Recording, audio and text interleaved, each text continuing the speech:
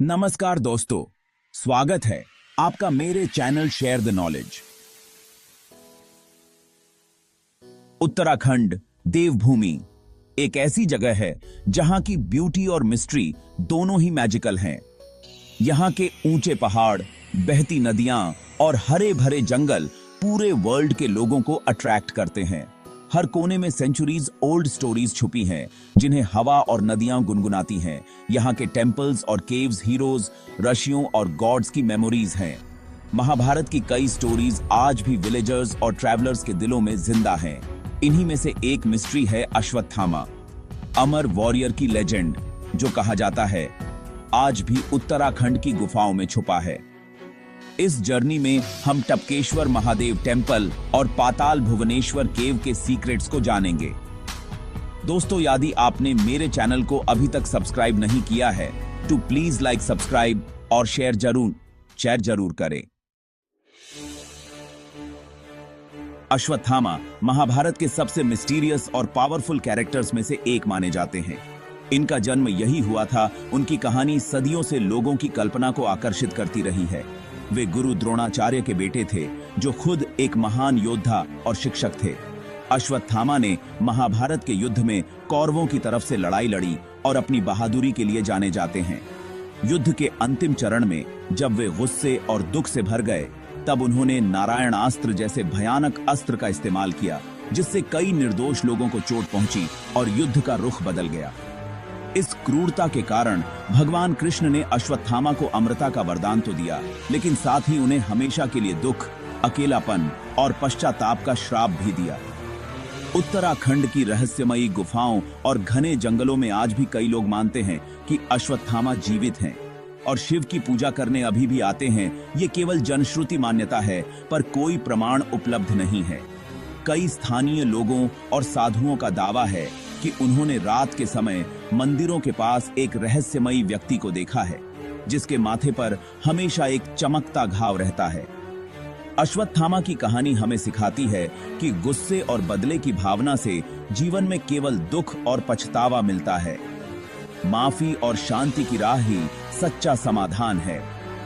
महाशिवरात्रि के अवसर पर हजारों श्रद्धालु टपकेश्वर महादेव मंदिर में आते हैं, जहां माना जाता है कि अश्वत्थामा की ऊर्जा आज भी महसूस की जा सकती है। लोग उनकी कहानी सुनते हैं और अपने जीवन में शांति और क्षमा की प्रेरणा लेते हैं। टपकेश्वर महादेव मंदिर देहरादून के सबसे पुराने शिव टेम्पल्स में से एक है। यह टेम्पल एक गुफा के अंदर तामसा रिवर के किनारे सिचुएटेड है।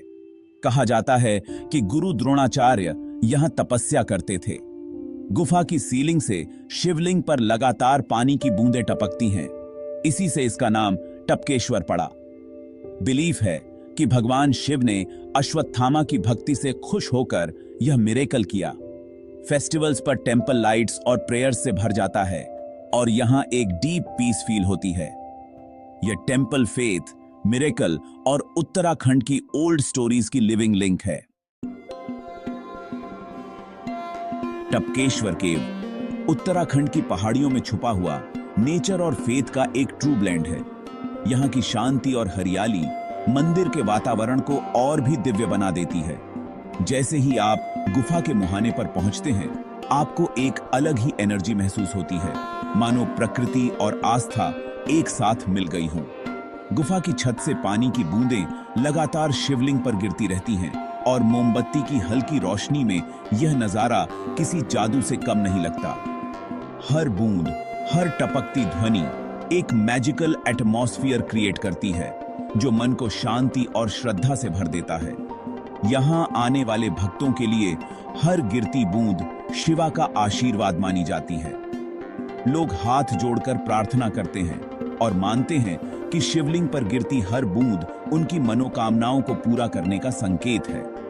गुफा की चट्टानें सदियों से बहते पानी से आकार लेती आई हैं। डिम लाइट में ये चट्टानें चमकती हैं और उनकी सतह पर पानी की बूंदें मोती जैसी दिखती हैं। यह नजारा बताता है कि समय और प्रकृति मिलकर कैसे चमत्कार रचते हैं। गुफा के अंदर हवा में अगरबत्ती और फूलों की खुशबू घुली रहती है। साथ ही पानी की टपकती आवाज एक अनोखी शांति देती है। यह माहौल मन को ध्यान और भक्ति की ओर खींच लेता है। लोग यहाँ आकर अपनी आंखें बंद करते हैं, गहरी सांस लेते हैं और उस दिव्यता को महसूस करते हैं जो इस जगह में बसी है। यहाँ बैठकर ध्यान करने से लोग खुद को प्रकृति और भगवान दोनों से गहराई से जुड़ा हुआ महसूस करते हैं।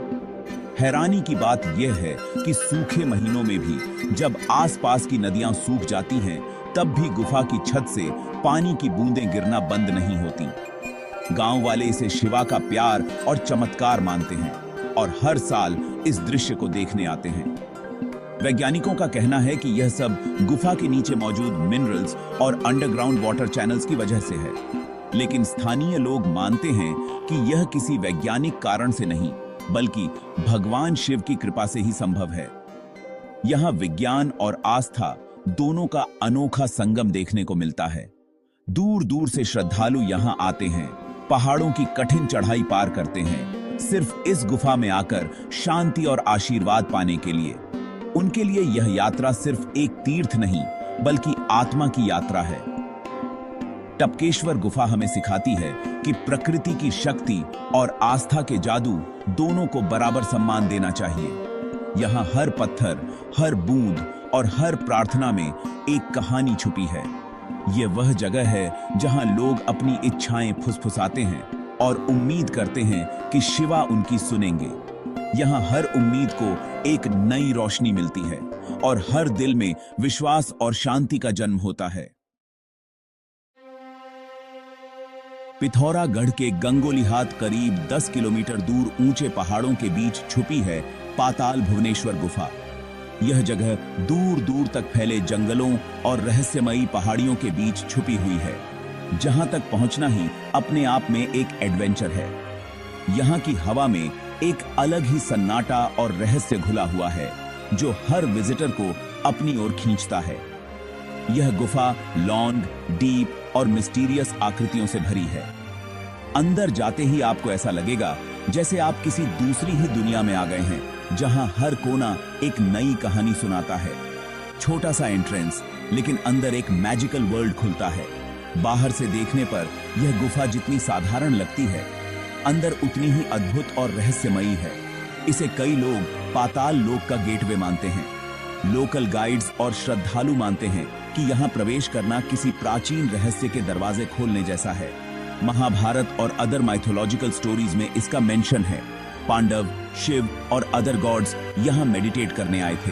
कहा जाता है कि यहाँ की शांति और ऊर्जा इतनी गहरी है कि देवता भी यहाँ ध्यान लगाने आते थे। गुफा की वॉल्स पर वाटर और स्टोन ने अमेजिंग आकृतियां बनाई हैं। इन आकृतियों को देखकर लगता है जैसे प्रकृति ने खुद यहाँ अपनी कला का प्रदर्शन किया हो। अंदर गहरा सन्नाटा और मिस्ट्री है। बाहर की दुनिया गायब सी लगती है। यहाँ की शांति और अंधेरा आपको एक अलग ही एहसास देता है, मानो समय थम गया हो। यहाँ नेचुरल स्कल्पचर्स हैं, गॉड्स, एनिमल्स और शेषनाग जैसी आकृतियां। हर आकृति के पीछे एक कहानी छुपी है, जिसे लोकल लोग पीढ़ियों से सुनाते आ रहे हैं। जर्नी टफ है, लेकिन जो पहुंचते हैं उन्हें फेथ और वंडर का एक्सपीरियंस होता है। यहाँ आकर लोग खुद को प्रकृति और आध्यात्म से जुड़ा हुआ महसूस करते हैं। माना जाता है कि अश्वत्थामा कभी यहाँ छुपे थे, पर कोई प्रमाण उपलब्ध नहीं है। पाताल भुवनेश्वर गुफा में 4 स्टोन पिलर्स हैं, जो 4 एजेस के सिंबल हैं। हर एज के एंड में एक पिलर छोटा या टूट जाता है। सबसे छोटा कलयुग का है। बिलीफ है कि जब यह पिलर पूरी तरह टूट जाएगा, तब वर्ल्ड का एंड होगा। लोग यहाँ आकर पीस और विजडम की प्रेयर करते हैं। ये पिलर्स टाइम की डेप्थ और क्रिएशन की मिस्ट्री का एहसास कराते हैं। ट्रैवलर्स के लिए यह पास्ट और फ्यूचर को रेस्पेक्ट करने की सीख है। साइंटिस्ट्स भी इन पिलर्स की स्ट्रेंथ और शेप देखकर हैरान हैं। फेथ रखने वालों के लिए ये पिलर्स टाइम के साइलेंट गार्ड्स हैं। टपकेश्वर और पाताल भुवनेश्वर की गुफाएं फेथ ही नहीं, साइंस के वंडर्स भी हैं। यहाँ की ड्रॉप्स और आकृतियां थाउजेंड्स ऑफ ईयर्स में बनी, स्टैलेक्टाइट्स और स्टैलेग्माइट्स के फॉर्म में। साइंटिस्ट्स इन्हें केमिस्ट्री और ज्योग्राफी से एक्सप्लेन करते हैं, लेकिन लोकल लोग इन्हें गॉड की पावर मानते हैं। ये गुफाएं दिखाती हैं कि फेथ और साइंस साथ चल सकते हैं। यहाँ नेचर की ब्यूटी और ओल्ड स्टोरीज का मैजिक एक साथ मिलता है। डार्कनेस में भी यहाँ होप और ब्यूटी है। उत्तराखंड की कल्चर में साइंस, फेथ और स्टोरीज एक साथ जीती जाती हैं।